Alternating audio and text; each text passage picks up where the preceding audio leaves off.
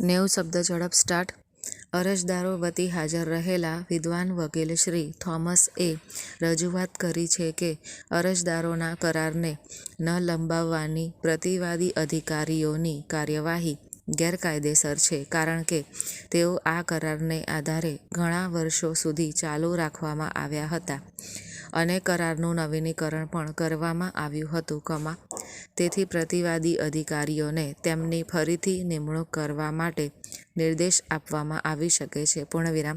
2018ની special civil application number 13,505 અને આનુષંગિક બાબતોની અરજીઓના જૂથમાં પસાર કરાયેલા આ અદાલતના તારીખ 28/6/2019ની સંલગ્ન બેન્ચના ચુકાદા પર વિદ્વાન વકીલ શ્રી થોમસ દ્વારા આધાર મૂકવામાં આવ્યો છે.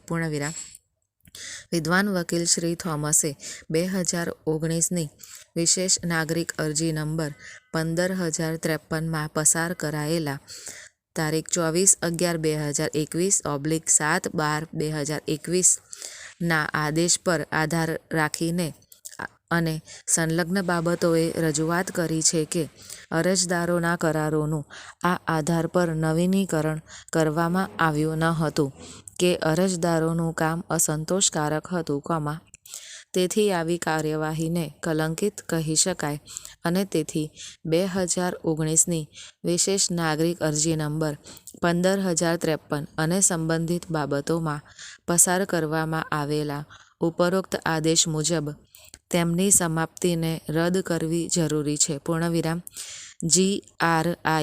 GRIDCO લિમિટેડ વિરુદ્ધ સદાનંદ ડોલો (2011) 15 SCC 16ના કેસમાં સર્વોચ્ચ અદાલત દ્વારા આપવામાં આવેલા ચુકાદા પર વિદ્વાન વકીલ શ્રી થોમસ દ્વારા પણ આધાર મૂકવામાં આવે છે.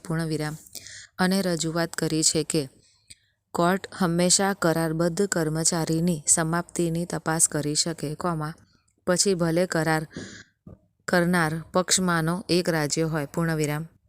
પેરેગ્રાફ 2018ની સ્પેશિયલ સિવિલ એપ્લિકેશન નંબર 13,505 અને આનુષંગિક બાબતોની અરજીઓના જૂથમાં પ્રસ્તુત આ અદાલતની કોઓર્ડિનેટ બેન્ચ દ્વારા પસાર કરાયેલા તારીખ 28/6/2019ના ચુકાદા પર વિદ્વાન વકીલ શ્રી થોમસ દ્વારા મૂકવામાં આવેલી નિર્ભરતાના સંદર્ભમાં વિદ્વાન વકીલ શ્રી શાહએ રજૂઆત કરી છે કે 2021ની લેટર્સ પેટન્ટ અપીલ નંબર 498 અને સંલગ્ન બાબતોમાં તારીખ 22/10/2021ના આદેશ દ્વારા આ અદાલતની ડિવિઝન બેન્ચે આવી અપીલ સ્વીકારી છે અને કોઓર્ડિનેટ બેન્ચ દ્વારા પસાર કરાયેલા તારીખ 28/6/2019ના ચુકાદા પર મનાઈ હુકમ મૂકવામાં આવ્યો છે.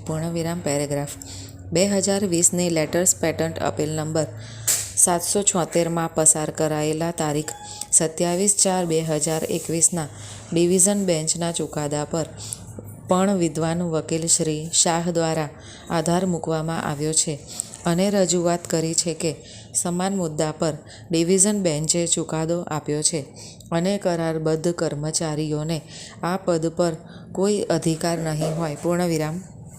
2013ની સ્પેશિયલ સિવિલ એપ્લિકેશન નંબર 3,623 અને આનુષંગિક બાબતોની અરજીઓના જૂથમાં અને વિદ્યાવર્ધક સંઘ અને અન્ય વિરુદ્ધ Y. D. દેશપાંડે અને અન્ય (2006) 12 SCC 482ના કેસમાં સર્વોચ્ચ અદાલતના ચુકાદા પર પણ આ અદાલત દ્વારા પસાર કરાયેલા તારીખ 18/11/2021ના ચુકાદા પર તેમના દ્વારા આધાર મૂકવામાં આવ્યો છે.